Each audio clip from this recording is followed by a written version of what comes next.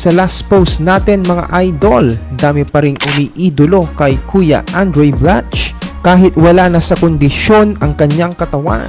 Siyempre naman dahil di matatawaran ang ambag niya sa Philippine basketball. Pero kasabay ng papuri kay Kuya Dre, madami din ang natawa. Kasi nga naman, grabe po ang tinaba ni Idol.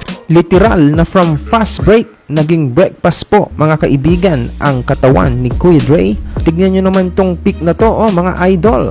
Yung isa, palayaw, Superman. Yung isa naman, Super Meal. Di natin masisi si Kuya Dre mga kaibigan dahil napakasarap nga naman ng adobo sa Pinas. Pero respect pa rin kay Kuya Dre mga kaibigan. At kahit ganyan na ang katawan malakas pa rin maglaro yan mga kaibigan. Makikita natin dito sa footage niya sa kanilang practice sa strong group. Sa stamina siguro siya malulugi mga kaibigan, lalo na kung fast pace ang laro.